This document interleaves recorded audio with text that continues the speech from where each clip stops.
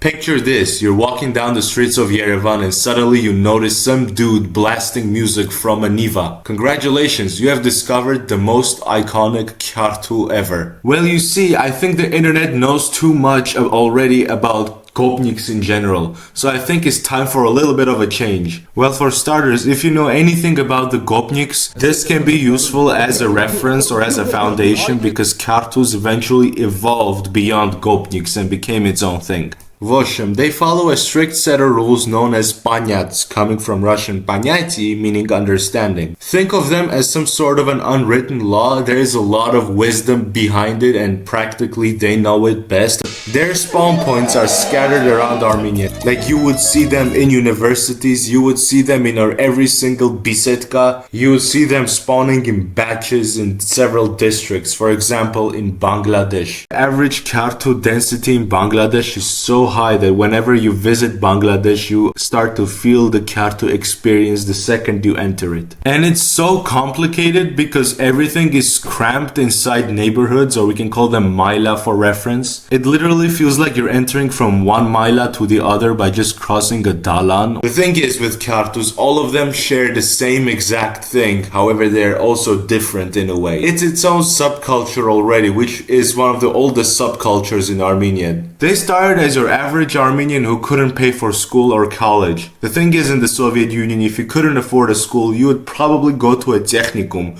where you can learn some sort of a skill or a craft. And as Yerevan was growing rapidly, the demand of workforce was gradually increasing, which basically makes sense why Bangladesh is considered to be a Qyartu spawn point. You see, there are a lot of factories in that area, so it kind of made sense for many people to just go and cramp themselves inside this one district, eventually building their own subculture in a way. They were not intellectuals and they were not gertzi, but they somehow understood each other perfectly. They represented the working class of Armenian society during the Soviet Union, and when the Soviet Union collapsed, their role eventually became different. They were not factory workers anymore. They eventually became your average Armenian from the 1990s to early 2000s. Their attire usually consists of black clothing, especially Adidas tracksuit in the beginning. The Adidas tracksuit eventually became a symbol for all the Gopniks in the post-Soviet world. And also red shoes, specifically Charokh. You can call them loafers in English. Those dudes reached Ung status before Ung status was a thing. And all their skills are basically the skills that most Armenians know by default, like making khorovats or playing Bazar Blot. Now there are many different types of Qyartus, like the OG Qyartus. Their go-to music is Rabiz music, which coincidentally started in the same era where those Armenian doomers actually came from. Now there are several theories on where Rabiz actually came from. Some say that Rabiz came from the Soviet abbreviation Рабочее искусство. Some say that the word comes from Arabic, specifically from the word Rab, meaning Lord, and Aziz, meaning dear. So this genre combined Armenian traditional music with Arabic elements as well as elements coming from the region itself, Kafkas. Now, one of the greatest booms of Rabi's history came in the 1990s, where Western pop music eventually became more and more extreme, so Rabi's had to adapt itself. One of those things was Top 10 of Rabi's, which combined Western pop music with existing Rabi's music to kind of create those cool mashups that are also goofy in a sense. Those are supposed to cut deep and resonate with the Armenian audience, specifically the works of Tigran Zhamkochan.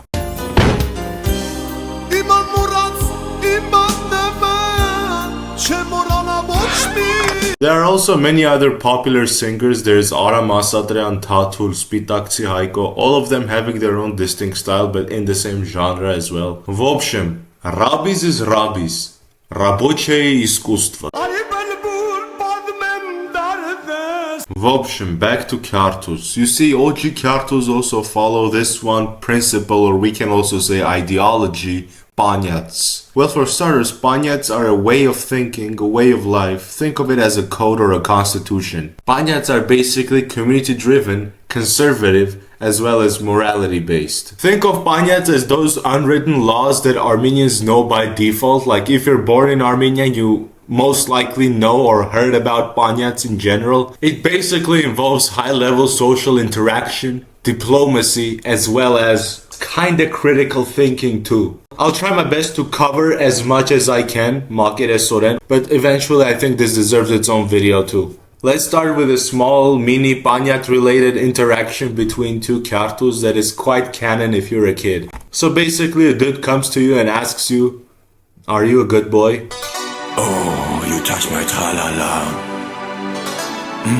My ding-ding-dong. As sus as it sounds in English is not sus if you are talking in Armenian. So here you have two options. You either can say yes, or you can say no and say, like, for instance, go ask my friends, or a good boy doesn't say he's a good boy. The answers are practically unlimited and they're basically tied to your way of thinking. Questions like these are called Krisovka. They're basically designed to elevate your thought process to a Qyartu thought process. So like your answer would never be questioned. Another thing is, let's say you like a girl, you don't want to approach her because you want to make sure she's a Maqur, akhjik. So what do? You ask your friends to go Chshtvel, which means like gather as much information as you can to see if she is the one or she is not the one before even approaching. This is some next level KGB stuff. So here's the general idea. A good boy should always date a Maqur akhjik.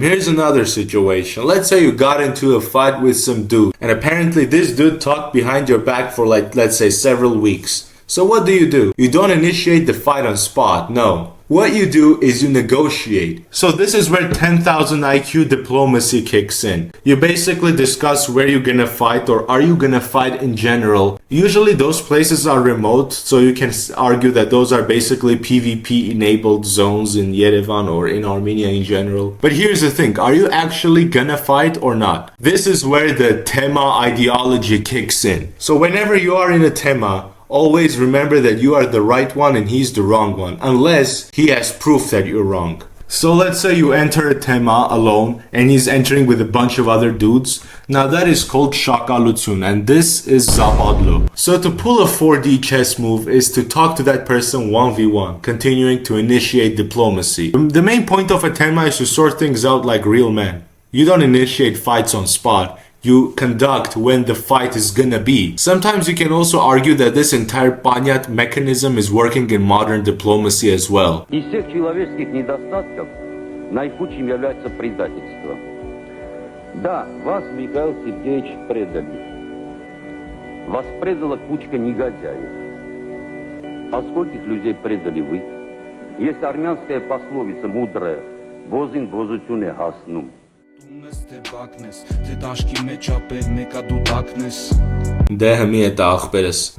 When it comes to cars, Armenians, specifically OG Qyartus, are obsessed with Soviet cars, specifically Lada Niva. Well, you see, it is super durable, highly reliant, and 4x4, which gives you an insane buff if you're living in a mountainous country. So what they do is they take a Niva, and if you have money as a Qyartu, you would tune it to make it to a mini G-Wagon.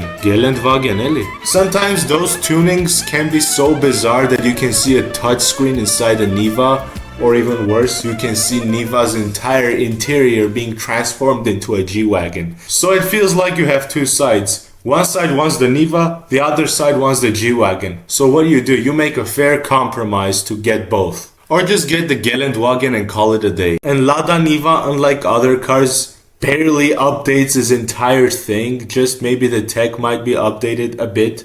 So you have Lada Niva and you have Lada Niva Legend. Literally the same thing, but hey, the new Lada kinda looks promising. Another thing they tune a lot is the stereo itself. So they just tune it to the maximum they can. And when they put music and suddenly the car starts to shake, you'll realize that the Niva you bought was actually tuned by a Qyartu. Other cars include Lada Priora, Zerovets, Zeroyot, sometimes Jori. And if you're into European cars, we have Opel Vectra and Opel Zafira. Almost forgot Opel Astra. But if you're cultured, let's say, you would either go for a Semyorka BMW or you would go for Mercedes. Specifically, Calor Far, E-Class, C-Class, you choose. Usually the cars are from the late 1990s to early 2000s. That's when the big car boom happened in Armenia. So if you could divide Qyarts, you would divide them into two parts. the OG Qyart and the Neo Qyart. So the main difference basically is that the OG Qyarts are listening to Rabiz music and the Neo Qyarts are listening to hip hop, let's say Vinasakar. All in all, they're the same. It's just the music taste is a little bit different.